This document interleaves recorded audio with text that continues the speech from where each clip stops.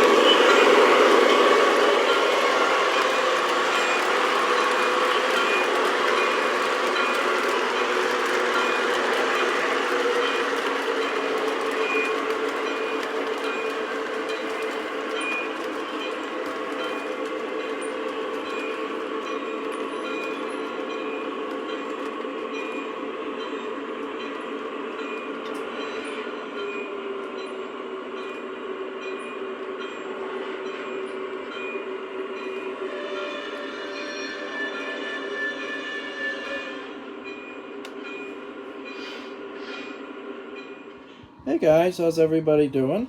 So I've been doing a running session tonight with some Southern Pacific passenger equipment, and this is my best interpretation of the Southern Pacific Cascade.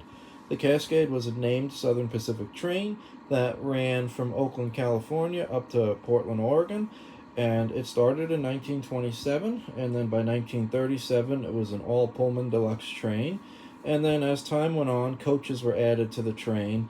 The train was initially painted in Southern Pacific's two-tone gray with a black roof, and then the cars over the course of time were repainted in the silver and red scheme. So my consist here is kind of a mix of cars showing the transition time period. Also, not all of the cars are correct for the train, just because the train had some very unique cars, some articulated cars that have never been done properly. So I've done the best I can to fill in the blanks with this train, and I'll take you through each of the cars very quickly, starting with the engines to show you what I've put together. So typically in the diesel era, this train was pulled by Alco PAs, but since I don't have any Southern Pacific Alco PAs, I'm using these Train Masters. And the Train Masters did see service on passenger trains, mostly commuters, but they could have occasionally pulled a long-distance train. So, point of interest on the 4800 here is this used to be a demonstrator unit, and it was purchased by the Southern Pacific. And the demonstrator units had silver trucks, and the Southern Pacific did not paint the trucks black right away on the 4800 or the 4801. So during its first few months of service, it kept its silver trucks, and I have it lashed up here with 4812, which had black trucks from the very beginning. So I thought it would be really neat to have different colored trucks on this lash up. So, and I really don't plan on weathering these units. I really like the Black Widow scheme clean. So I figured I would go ahead and repaint the trucks and have a pretty interesting look for these two diesels. So now I'm going to move the train up a little bit.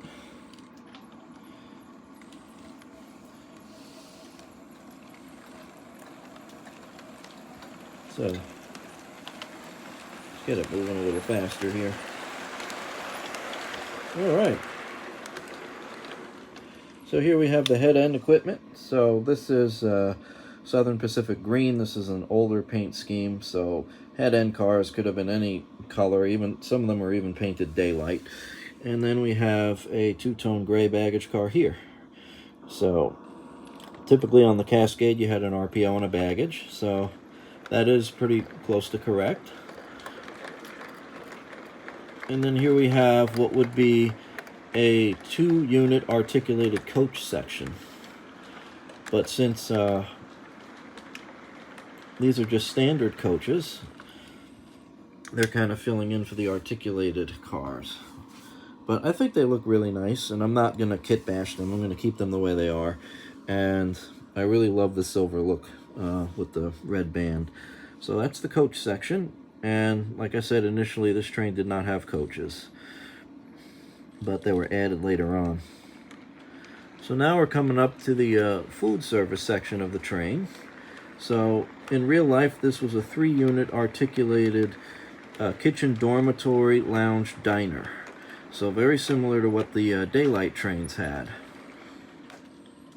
But since I don't have the proper articulated set, I went ahead and used this heavyweight dining car, and then this 3/4 dome, which is an absolutely gorgeous car. And the light board doesn't work on it. I filmed it before, the light board was broken, it's still broken. So I'll figure it out eventually.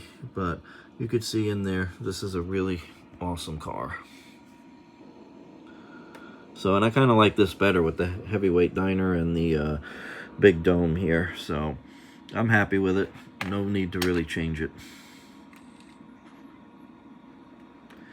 And then we come to the sleeping car section. So this is a 442 sleeper here in two-tone gray, which is correct, although it would have said Southern Pacific on it rather than Pullman, but that's okay. And then here's another 442 sleeper, and the Cascade did have a bunch of these types of sleepers on the train.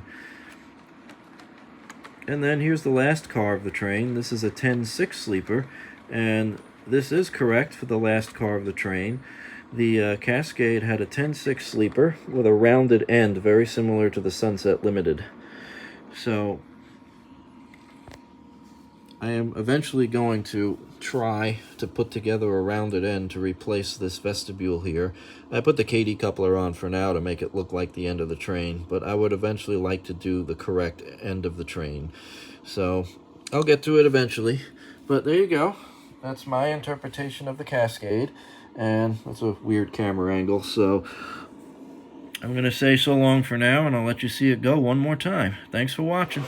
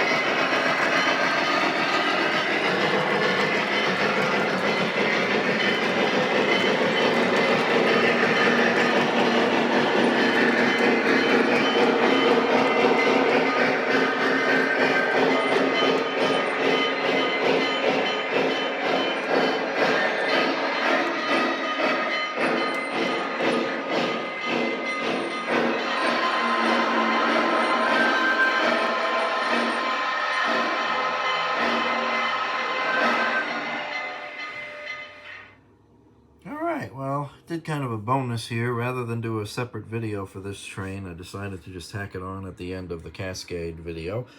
This is my take on Southern Pacific's Argonaut. Very similar to the Sunset Limited video I did a while back. However, the train is all green heavyweight cars. And the Argonaut was a heavyweight train all the way up until the end. So it never got streamlined.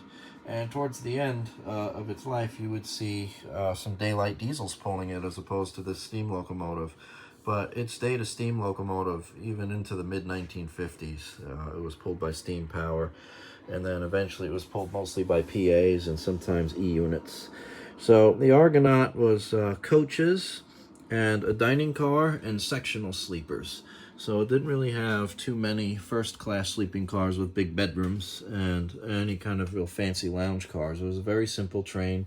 It was a low-cost alternative from New Orleans out to Los Angeles, and it was not the most comfortable train to ride. However, it was very inexpensive. And the train made a lot of stops as opposed to the Sunset Limited, which made much fewer stops. This train needed a lot more time to take the transcontinental route, and so it wasn't comfortable, but it was still a really cool train to look at, and it was also not the cleanest train out there, so you know, these cars will get a pretty good dose of weathering at some point, and it's one of those really cool, not very well known trains, and sometimes those are the most fun to model. So the consist is the RPO, and in real life there'd be a lot more head-end cars on this train. And then you had a string of coaches, and then I have the first sleeping car here, and then the dining car, and then two more sleepers back there, the last one being a Pullman sleeper with a name on it, so that would be a substitute for a observation car. The Pullman sleepers that were named had marker lights on the back of them, and they were used as the last car on the train. So that's what I did back there. So we'll see it go one more time. Thanks for watching, guys. I hope you enjoyed both the train sets running, and I'll talk to you soon.